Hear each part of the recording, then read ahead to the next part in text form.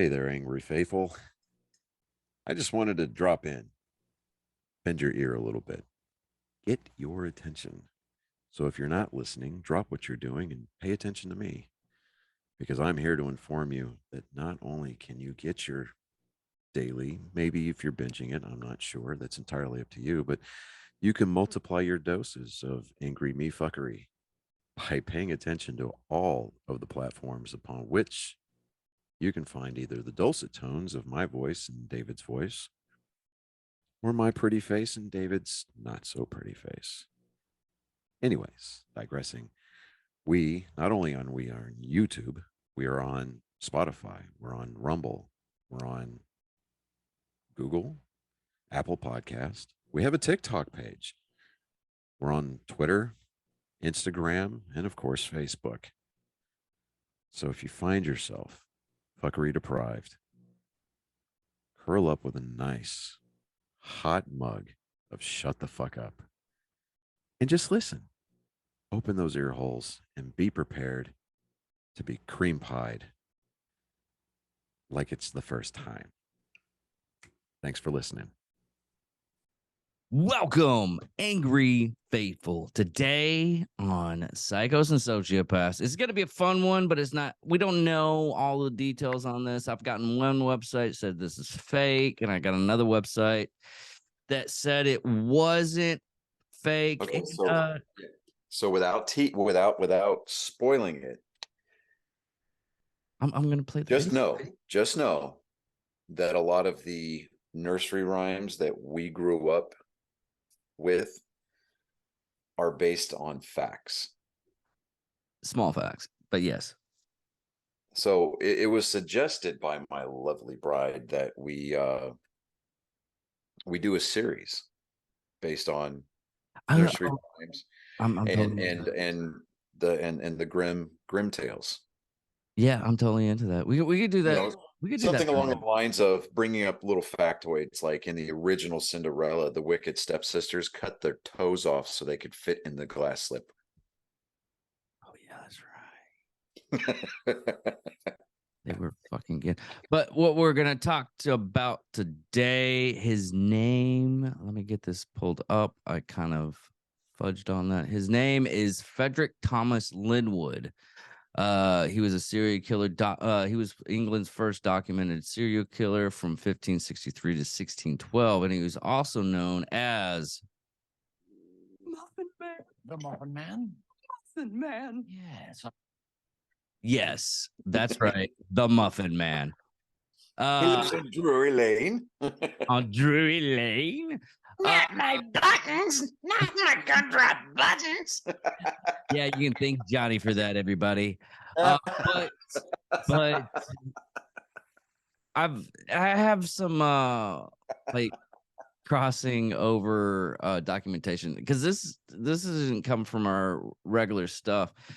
But I ended up like I do all the time is I look up at TikTok and they were like, "Did you know the real Muffin Man was a serial killer?" Blah blah blah. I was like, "Okay, I'm kind of curious, and that could be our next episode." You know how things just Wait a minute, what's the threshold before I can take a drink, but so we don't get demonetized? fuck that I know. Fucking It's in 30 seconds, like 5 minutes. No, you're good. Because I'm subscribed. Okay. Unsubscribed does it like as their thing opening up, so it doesn't fucking matter. I am partaking this evening of Daniel Adams cherry wheat. Highly recommend. 10 out of 10. I think this is so funny that this whole thing, reading it up, he did live on Drury Lane. But from what the stuff say, he lived on Drury Lane, just like the fairy tale. Linwood killed as many as 15 children by luring them into a dark alley with muffins tied to a string. But we'll go into all of that. And this is I love that. Okay, so I read ahead on this, and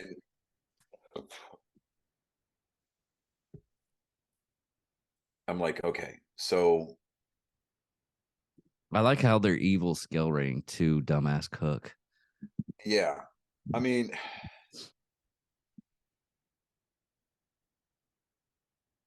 Fred was never a popular baker. People often complain that there was too much cyanide in their Bismarcks, or their baklava contained too many shards of glass. Eventually, his bakery would go out of business, though he would still sell a few pastries to daring teenagers in his hilltop house. I'm like, that right there, boom, that one little sentence. I mean, that one, I guess you can almost call it a paragraph, but I mean that group of sentences right there, that excerpt. It You had me at Muffin, man. Okay, you really did. But then I started reading it, and I was like, oh, that's just too good. That's too good. I mean, is this? Yeah, we can't. Is this what it's? Is this what it fucking says it is? Is that what? Hold on. Rapist. Oh my god. Okay, we can't say that word. what? Oh, the R word? Yeah, we can't say that. But okay, here's the Okay, thing. so he was your local sexual predator at the age of 15. Yeah. Because No. apparently the R word, What's this? What? the R word is not so much necessarily a crime as it is an orientation or a lifestyle choice. Yeah, we got that. Now, here's the strange thing. We need World Okay, War III to happen because Because while you're talking, I was like, I gathered. Okay, we'll just go over this fucking shit because I just okay. Fred was born Jebediah to Jebediah and Lauren Linwood in Drury Lane. Jeb, a local baker at a utility muffin research kitchen, would often abuse Fred with the iron spatula. And at one point, according to his diary, Fred was raped in a traumatic and I'm life. sorry, did you say graped? Yes, I was said grape. You say he was violated in a traumatic and life-changing situation involving a pastry bag. What the? My God, this is horrible and funny at the same time. This is just, oh my God. Oh my God. This is okay. A pastry bag, butter, and most importantly, a muffin. Which okay, let me do a dramatic reading, please. Okay. Okay, but when you get to his childhood, I want to read that shit. Okay, no, yeah. Or adulthood. Okay. Fred was born to Jebediah and Lauren Linwood of Drury Lane. Jeb, a local baker at the utility muffin research kitchen, would often abuse Fred with an iron spatula. And at one point, according to his diary, Fred was violated in a traumatic and life-changing situation involving a pastry bag, butter, and most importantly, a muffin, which is what he had got after his father had finished his quote-unquote business. Broken, shamed, and confused, the muffin would later be what symbolized what he would later do in his adult life. Okay. I'm sorry. I'm trying to picture the sequences of events and the implementation or deployment of said instruments. A pastry bag. Okay, here's the most and butter. Like what? Okay, here's the most. Fred got a job as a local grapist at age 15, a job he would continue with popularity until he was 20, when King Henry VIII banned peasants from graping, a result of his unpopularity.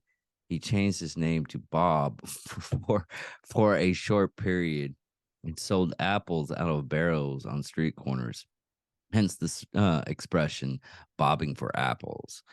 He would then revert to his skills his father taught him in baking.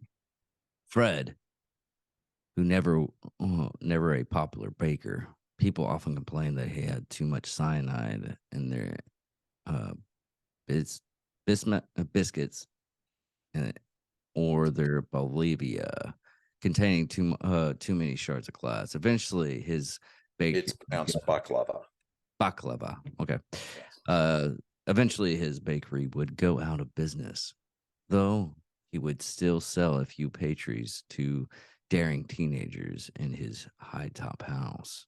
Okay, Several so years later, with dementia setting in, Fred would set up a shop again, though this time he would encounter even more angry for more anger for such pastries as glazed pagans and arsenic apple crisp and flaming far. However, he was he was able to stay in business with those pastries until his death several years later. God damn it. okay, I know this is fake. I'm reading this from unencyclopedia.com. So I'm going to record. I'm going to be. I'm citing a source. So don't report me. I'm There was just a the messenger. source. Wait a minute. There was a source from what the Yes. thing said. Okay. I'm Okay. up now. Unencyclopedia.com has rapist defined as rapist is anyone on the planet Earth that follows a religion by the name of rapitism. Many followers of rapitism are dumbass trailer trash, e.g., KKK members and emos, or enjoy listening to death metal or country crap, aka rapist music. Oh my God. The rapist religion involves raping everything you can think of, which includes raping anything from little boys. Mr. Bodie, trash cans, penis, Jack Thompson, Tom Cruise, insert name here, Stone Cold Steve Austin, the person who wrote this article, etc. There are many rapists in the around see, this is okay. I love this website. And I'm going to read the sentence verbatim, and I think I'm going to have a stroke reading it. There are many rapists in the around the world. I'm not kidding you.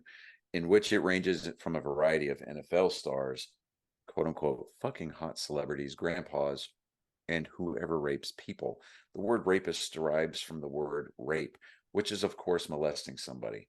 Grandmas have had cases of being rapists before, while some just get raped themselves. Being a rapist is absolutely all right, and that's obviously true according to Michael Jackson's dictionary of how to rape little boys.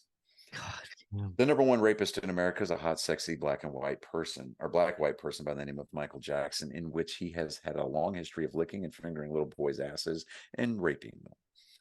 Being a rapist is the cool thing to do in America, as its founding fathers were all rapists. The profession rapist should not be confused with the rapist's other type of concealed weapon, the rapier. I'm like, huh, okay. My God. We found the website of our dark ideas. That's what happened. They've even got, okay, the holy book of rapitism, right? My God. The holy book for the Okay, religion of I don't even rapitism is know if we can called put this on Raping for YouTube. Dummies. Rapists use this book to learn more info, how to rape more people, such as a baby or a penis or dildo, damn it. You know what? I'm I think we're done. like I said, we need World War III to happen because there's obviously large swaths of the population on this planet that just need to evaporate, melt, slow, agonizing, painful radiation sickness deaths. Oh, bro. Yeah. But going on the actual Muffin Man from Wikipedia from the song lyrics, the rhyme was first recorded in the British manuscripts, 1820. That is preserved in a Bohemian Bodin. Yeah, fucking hell. The Muffin Man was subject of the movie Drury Lane, Dice Room, Tom Holy. Cruise as Fred Linwood. Hmm. Tom Cruise, the Muffin Man. Look that up because I can't touch my thing, and I'm gonna finish this rest of this stuff. Uh, Bolian Library with the lyrics very similar to these today. Do you know the Muffin Man? The Muffin Man, the Muffin Man. Do you know the Muffin Man, the one who lives on Drury Lane? Victorian household had many of these fresh foods delivered, such as muffins, which were delivered door to door by vendors known as a Muffin Man. The Muffin Man in question was the bread item known as the English muffin. Now, the typically sweeter U.S. Variety of muffin, Drury Lane, is a drop fire bordering Covent Garden in London. The rhyme and game appeared to have separated to other countries in the mid 19th century, particularly in the U.S. and Netherlands. As with many traditional songs, there is regional variations in the wording. And I'm not reading that shit. And I mean, Snopes has this listed as unproven. yeah, it's not proven. I've been finding a lot of the websites were basically, and I'm gonna shorten this out. Most of the websites say that this was fake, and I'm going with that. The website that we found to do this is fake after reading that one article that you said that I told you not to say all the actual words and do just grape. No. See, I again, I covered us because I was quoting, and I gave credit to the source. Okay. We'll go with that. But anyways, it's not like we're being monetized anyway, so but I kind of want to find more stuff on that website just because Now on the Londonist.com, I did see something here, and it was a question. It was like, I thought I'd read something about child catching and murder. Well, the song does have an alternative origin story, which often gets an airing in more credulous corners of the internet. The Muffin Man, it's said, is the nickname of a 16th century child murderer. The ditty was supposedly written to warn kids away from Drury Lane, where a notorious Muffin Man would lure them to their deaths with sweet food. The Sweeney Todd-esque story seems to be a modern invention, but that hasn't stopped numerous websites from reporting it as fact.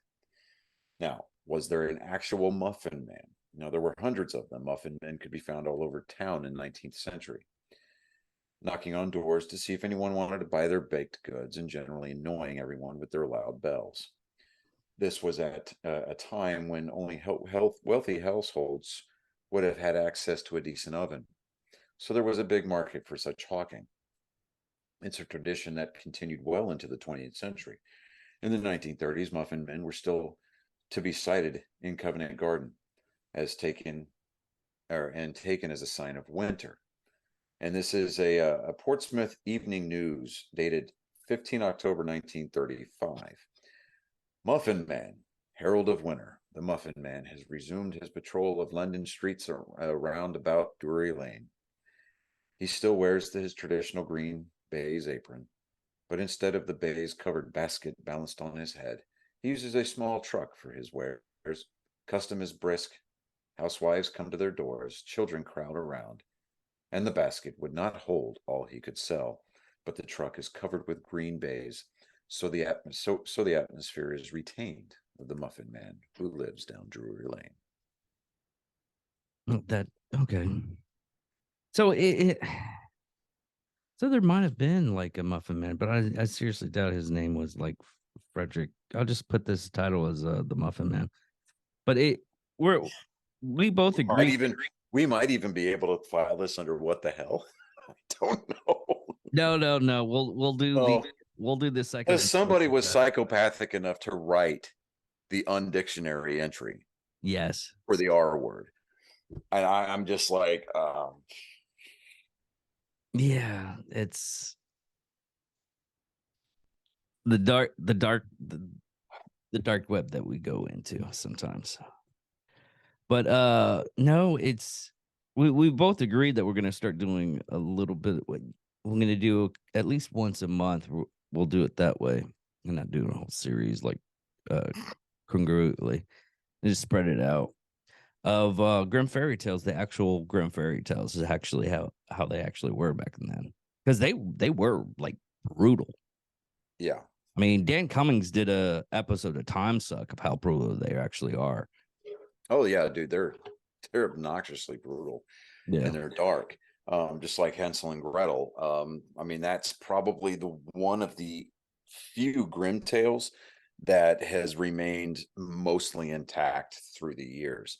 I mean, Hansel and Gretel didn't survive the ordeal, according to, I mean, the way that it was originally written versus the movie. What is it? It's Hansel and Gretel. yeah, no, it's talking it's Hansel and Gretel, Vampire Hunters, or something like that. It's got No, it's called Hansel and Gretel. I know. yeah. What you're talking about, because I was thinking about the same damn The thing. guy that played Hawkeye, I can't remember, Jeremy Yeah. Renner. Jeremy. Okay, and I think that was Elizabeth Olsen that he was with. No. No, who was that he was in that movie with? Anyway, it doesn't matter. Hansel and Gretel were not vampire hunters. In fact, they weren't tale- vampire hunters. They were hunters of witches. yes, witch hunters. Yes, that's right. Man, I'm telling you, it it reminds me of a review. You remember the movie Abraham Lincoln Vampire Hunter? Yeah, the book was better. Somebody wrote a review about this movie, and it stuck with me. Abraham Lincoln Vampire Hunter is the worst thing to happen to Abraham Lincoln inside of a theater. I read that and I'm like, oh man, yeah, okay. Okay, it's Hansel and Gretel, the witch hunters, and the other one, the female role of this was Gemma Anderton. Okay, She's an English actress. I've only seen it once, so oh, but anyway, so yeah, I'm gonna call it as a might be true. Man, I'm gonna take a page out of the Mythbusters playbook and just say this is plausible. Yeah, this is kind of possible. I mean, we still got like a couple more minutes that we can go off for this shit. But yeah,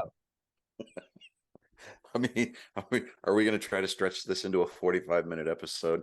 This is one of those. We got 10 minutes. I said 10 minutes. We're not going to go. Okay, so this is one of those episodes that would have been better served in an email. Quite possibly on this one. Quite possibly. I mean, we went a little bit overboard on some of the stuff on that, because I was like, no, don't you, oh, you did it. Oh, well, I couldn't help it, man. I mean, but like I said, like I said, I cited that I gave credit to the source and I had to read it verbatim. Otherwise,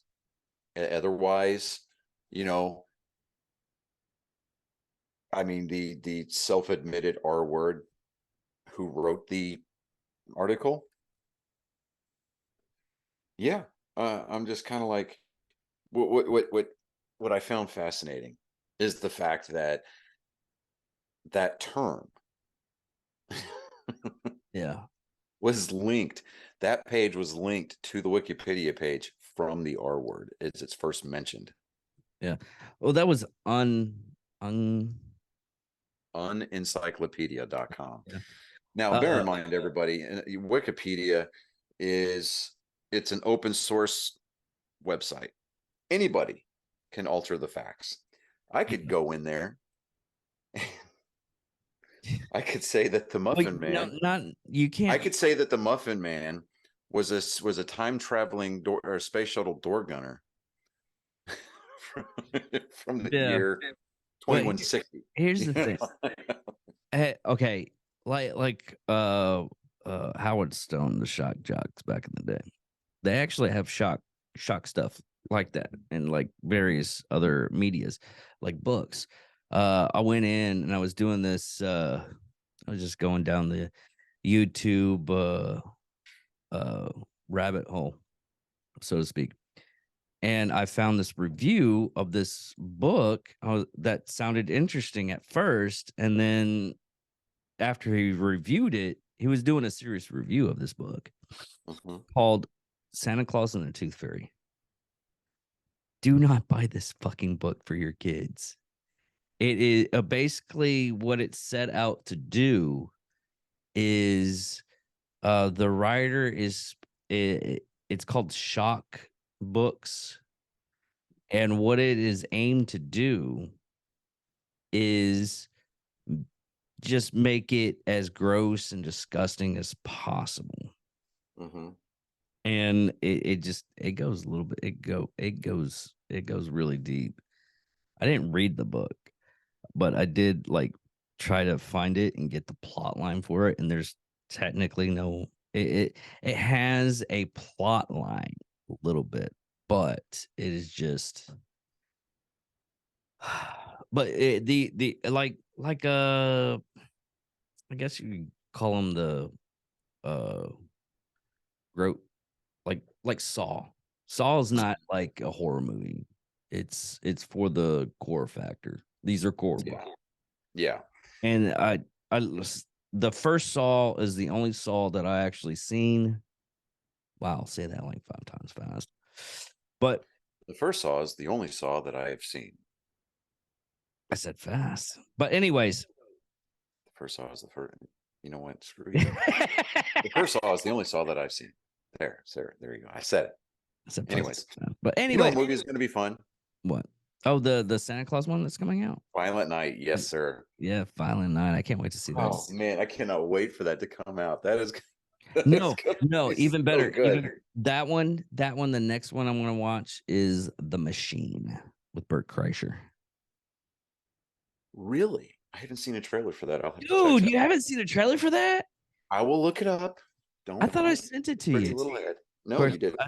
No, I probably did send it to you, but I send like bulk shit. So, dude, yes, there's probably like I let it go for like a whole day. When I went in, I'm not kidding you. You have legitimately in 1 8-hour period sent me 53 TikToks. I'm impressed. That's kind of low numbers for me though. I'm just like, seriously, guy. Yeah, me and Chris like back and forth all fucking day. If I didn't if I tossed my phone for a day, I would come in and my TikTok would be like 100. Of course, TikTok. Yeah. Your TikTok. My TikTok. It's a small TikTok. But no, but I also have all those follows and likes and everything from that one video. Dude, popularity sucks. Dude, that one video going out, having it, I think now it's like 39, I think. No, it's 38. It's 38 right now. But I've gotten so many likes and I have to comment. Luckily, I don't have to comment that much on it because very few people commented on it. But yeah. Popularity sucks. Yeah. Well, but it also sucks in the way of I expect to see like, you know, Chris like sending me videos and everything, which he did send me one today. And the video got flagged or something like that. And as soon as he sent it to me, I played it and it was like, oh, this is unavailable because of community guidelines. What it was, this woman or I believe it was a woman, because she killed her rapist that raped her when she was 15. And the video is going off as like, well, if you find this girl, you didn't find her. You look at the blonde eye. I was like, yeah, I'd give her a couple of bucks too. But yeah, I've seen some stitches of that, and I'm yeah, like, it's Yeah. hard to So find people now. are stitching it. So I mean, they've downloaded and saved the video, so it's out there forever. Yeah. And they're stitching this and they're duetting this video like crazy. And Yes. I'm just like, okay, TikTok's not going to be able to get to them all. They're just really not. No, once it's But on. wow. Yeah. Anyway, But yeah, let me send you. I'll send it to you right now. the machine. Yeah.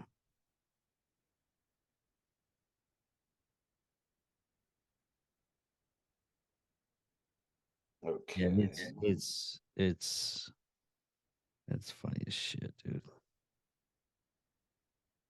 Oh, it's a Netflix movie. No, it's not. Never mind. No, it's a movie.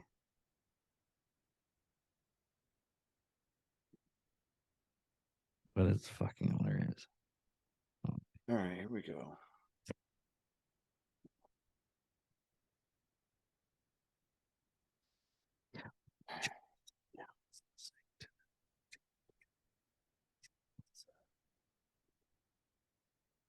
His thinking and wonderment face on.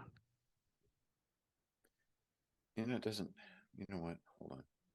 I'm just gonna have to watch it later because it won't let me. I don't know why. Hold on.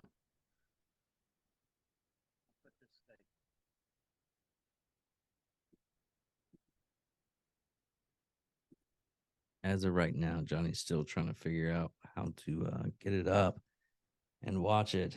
But go to type in the machine. Yes, I'm getting that, but No, because I'm doing it for the audience, not for you.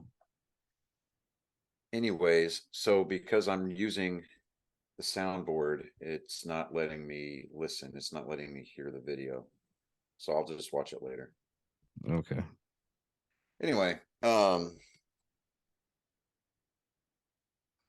man, I'm honestly, it's the middle of the week, man. I've got zero. And I mean, as far as like anything else to contribute to this. Well, Just like, we just need to get an episode. We need to do just one what the hell episode. We'll let everybody know. The what the hell episode was supposed to be another a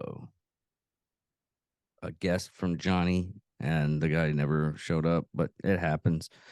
Freaking Tansy was telling me about that. It's like, how are you on getting guests? Because this is the second time. I was like, I'm able to get guests, but like I get a lot of ghosts. It's like, dude, it's tough. He's like, I was trying to get Donut on the show, and he keeps on ghosting me. So I was like, if anything, I'll talk to Cody. He's like, nah, don't worry about it. I was like, all right, whatever. But he was like, wait a minute, you know, I was like, yeah, I met him at Attack. What's Attack? You know, but I had to give those bill. But anyways, no, he's like, man, you know how many times I get ghosted for guests trying to get on the show? It's like probably a lot more than I do. But I've done the same thing. He's like, man, yeah, it sucks getting guests. But which reminds me, I got I don't know if you're gonna be interested in getting talking with him on this. It's and I got two guests actually three guests. Uh this is the Dallas area uh parachuters, mm-hmm. and they were like, yeah, we'll come on and have a good chat. I'm the one that does it. They do it for charity. They're the ones that did the tandem. They're supplied the tandem jump for the holiday thing. So Mm-hmm. for the charity thing event. Yeah, also kind of if this week is Veterans Day. As a matter of fact, it's Friday. Friday. Yeah, it is Friday. Um, And this comes so out you know, Saturday, but yeah, everybody just we're not saying go out and buy somebody a meal or buy somebody a drink. because we get that for free, right? Right, yeah, because that's why we did it. Yeah. You know, look for the guys wearing like World War II, Korea, and Vietnam era hats. It definitely. Welcome. You know, especially the Vietnam guys. You know, shake their hands, tell them welcome home, and you know, I mean, I know that it's kind of cringe sometimes when somebody walks up to you and they're like, "Oh, thank you for your service." It's like, Did I tell you? Did I tell you that they're changing it up? Sorry to interrupt you, but they're changing. They're trying to change it up to thank you for our freedom. like, dude, that is even cringier than "thank you for your service." I, How much of the bullshit that we have to deal with? Everybody trying to you know, there's a lot of people that are like, you know, I mean, because depending on who the veteran is that you talk to, I mean, they may be like, "Yeah, fucking right, thank me for my service." Um, well, you yeah, know, look at the to ribbon. me, dude, I mean, I like to tell people it was the best worst job I ever had, and I'd do it all over again. And that's generally my answer, but you know, it's I mean, I, The one thing I like I mean, about that would be like walking up to the you know, to the mail carrier. "Hey, thanks for bringing me the mail." I'm like, what are they gonna fucking say? I'm like, "Oh, you're welcome." yeah. I mean, No, here's my thing. The reason why I like now I go out and I'll go get the free meal. The reason why I like going out there, one, it's a free meal.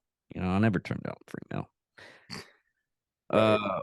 But I like going to these things because you get to, and it's very rare that you actually, unless you like openly try to go and find like veterans that were from like Korean War or World War II, which is almost gone now. Uh, Yeah, which that was golden age, brother. And Vietnam and other places that we as a country has fought is you get to talk to those other people, especially the people in the other divisions and everything. yeah. I mean, you get a lot of the people that I mean, you get a lot of the guys that you know, they're like World War II, they're Korea, they're Vietnam. They just want somebody to listen to them, you know. I remember meeting a guy. He was a Korea vet, and he was actually part of the Frozen Chosen. What the heck And is that? I mean, Heard. they were stuck at the Chosin Reservoir. Yeah, Oh, and this guy actually served with Chesty Puller. oh wow. Yeah, so you know, and I'm sitting there, I'm just soaking up his stories, and I'm like, man, thank you. I mean, I'm just like, I'm like, do you need any help? And he's like, well, with what? And I was like, I mean, I can go find a wheelbarrow so I can help you carry your balls out to the car. You know, I mean, he got a chuckle out of that. He was just like, young man, thanks a lot. You know, I mean, and it's about not necessarily wanting them to relive those experiences, because I mean, there's a lot of guys out there that don't want to talk about it. Yeah. I get it. I mean, completely understand, but um you know, there's a few of them out there that they just want to be seen, they just want to be heard. And I mean, I get that. I mean, I'm totally, you know, on board with that. I mean, there's no lonelier feeling than being in a room full of people, and you have this just this nagging feeling that you're there by yourself, you know. And and a lot of these guys and girls who served overseas, they served when their country called them to. They you know, it not everybody came back and became a success story. um you know, they didn't start a coffee company, or they didn't start a t-shirt company. I mean, a lot of these guys and girls, they came home and they just returned to life as normal, and they had to put everything behind them, and they had to do it on a daily basis because it was what was required of them. And you know, I mean, especially with World War II and Korea, I mean, when somebody deployed to the front, I mean, when they deployed to the theater that they were assigned, Mhm. They didn't come home until the conflict was over. Yeah. It wasn't any of these 12 to 18 month rotations. I mean, they were, gone for years. And then they come home to either, the girl that quote unquote faithfully stayed there, were kids that belonged to somebody else, and they just had to pick up and they just had to start over, you know. So I they just want to be heard. So if you see somebody out there this Friday, just tell them thank you, and you know, let them know that you're there to listen if they need it, if they need an ear. That's all it is. Yeah, and like even uh Jessica Lynch, she's a elementary school teacher. Don't get me started on her. Oh my God. Actually, okay. I know what you're gonna She say. has a TikTok account. And She she's does. like, that time where I became a Jeopardy question. And I'm just like, you know what? No. No, No. okay. In hindsight, actually, you got to look at Andy Stump's Cleared Hot Christopher Lynch episode, Mhm. because he was the one that saved her. He was there. Okay. Uh she was actually upset because they just pushed her up as much as they possibly could, and she didn't even know all the details. I mean, until her and Andy Stuff went in and started talking about it, that's when they found out all of what was happening. She's actually quite nice. I mean, I'm sure, but she now I know that I'm being unfair, but at the time that, I mean, it just seemed like she wasn't home 6 months and they already had the unauthorized Jessica Lynch movie, Yeah. coming out. Well, And I'm just, look they what just happened they with just Marcus Luttrell. saturated the news with it. And I'm just like, all right, one, you got to leave these people alone. Two, there's more to the story there. Like, how the hell did they get lost? And Oh, she tells the whole fucking story, and it's fucking hilarious. She tells the whole story, and it's fucking hilarious. Well, it's look at what they did with Marcus Luttrell. Yeah, it's more or less when something like that happens and it's Mhm. horrific and it's a big story. It's more or less the needs of the army and it's propaganda. Well, It with started Marcus, out he with was like a Navy SEAL. So, I mean, it's part of your Navy SEAL contract that, I mean, it states clearly that when you get out, you have to write a fucking book and make a movie. no, they pushed that to him and they had a ghostwriter, but that's after they get done with Hell Week. That's the last part of Hell Week. You're delirious, you know, your mind's not making any Yeah, steam. Hollywood Instead of sends scouts out and they're like, he's going to get fucked up. I want to make a no, movie about no, they have to write a book after that. I mean, Green Berets have to do like math questions and stuff like that, but SEALs, they have to write a 500 word book of how their SEAL life is going to happen, and the Navy tries to do that. So, I mean, there's that one SEAL that probably wrote a sci-fi book, and he's going into space now. Yeah, well, there's also a doctor who there's a SEAL who became a doctor who later on became an astronaut. So he's And actually working for NASA. Yeah. what I But mean? he didn't write a book about it. I mean, No, no, everybody's, no, no, no, no. You get it though. yeah. Navy tries to make that book true, so they're sending a Navy SEAL into space, possibly to fight aliens. That's when it's gonna happen. As soon as that Navy SEAL guts open there and I mean, the gets space out of there. janitors want to wear the space janitors just are they're looking for an excuse to wear the Army uniform. Nobody is going to take the Space Force seriously until they open up enlistment calls to the combat MOSs. Yeah. because you're going to have a ton of what is it? 0311 and 11 Bravos, 11 series guys from the Army, and then infantry guys from the Marine Corps. Every single one of them is going to be coming down in droves to be part of the first like Space Marines or something. Yeah, just a fucking alien. No, they're going to be like, I want to be a space shuttle door gunner. But no, that seal I was talking about. I think it's Michael Pye or something like that. Anyways, he had an interesting life. Have you ever heard his story? No. His dad killed his mom right in front of him when he was young. Oh wow. Yeah. And they had who was it? It was Stumps. Man, that guy gets around.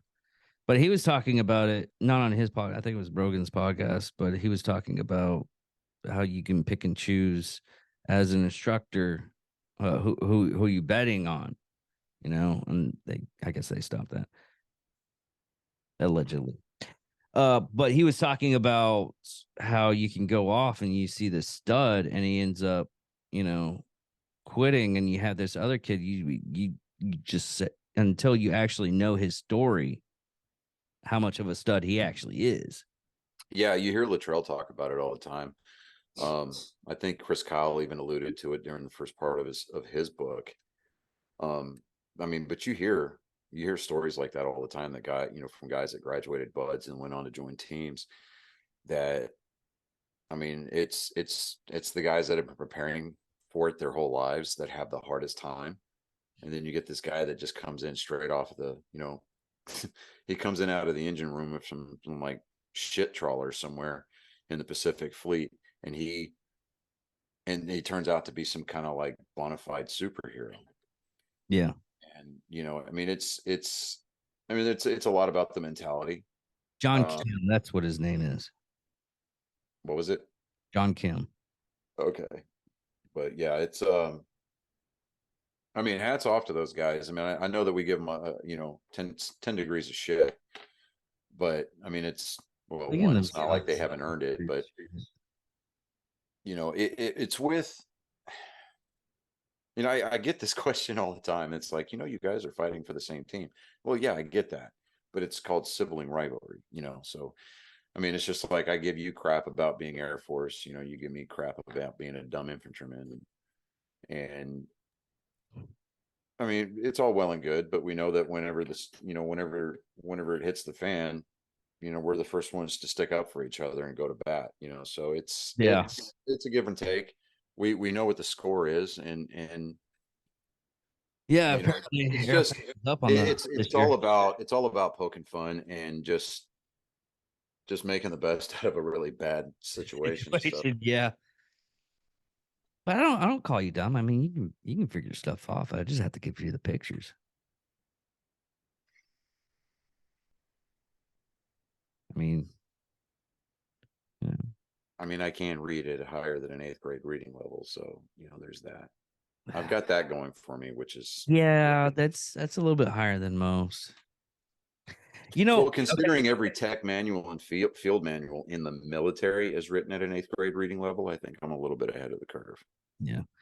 I had my dad. Okay, this is a story from what my dad told me. My dad told me, it's like, hey, when you go into the basic, you're probably gonna have some people in there that just never had like utilities or anything. Just get used to them. It's like, what do you mean by utilities? Of course, he's coming from Vietnam.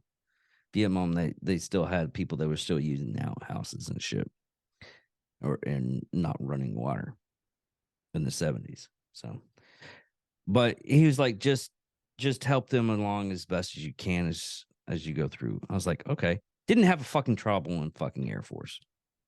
Now, go a little bit in the future. I was working corrections. I ended up with this guy. He sounded like he was Bodunk. Mm-hmm. Like he was he had that hillbilly sound, like well, I'm gonna make some spears when I get home, maybe some axes. It's gonna be all right. I thought this motherfucker was joking with me when he goes, "Hey, where do we get the well water at?" I was like, "Okay, why don't you just use the fountain?" He was like, "Fountain? Well, what's that?" I was like, "Are you? Is he fucking with me?" I was like, guys, this isn't funny. I've already told you how to deal with this before. Just it's right here. It's like, no, no, no, no. He was legitimately surprised when the water started. I was like, guys, this is not. I was like, no, he's not. He's not messing around. It's still funny as to this day.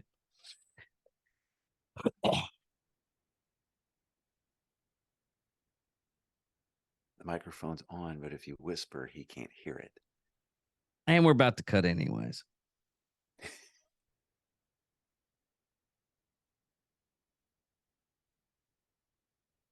Yes.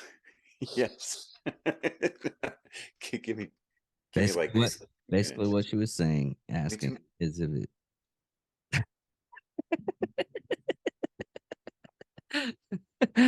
You ready to cut You this? know, David, I do know where you live. Yes. And I like cuddles. Okay. I'm sorry. I'll be out in just a minute. Okay. Okay. I will fucking kill you. Anyways, everybody, that's the end of this episode. We went a little bit longer than expected. Actually 20 extra minutes. But just remember, ladies and gentlemen, boys and girls, angry faithful of all ages, gender identities, all 2 of them, not the gumdrops, not his The gumdrop buttons. I'm David Dickerman. I'm Johnny Skelton, Thank not you. to be confused with the Muffin Man. I've never even been to Drury Lane. All right, everybody. Love you all. Check us out on other venues. Bye.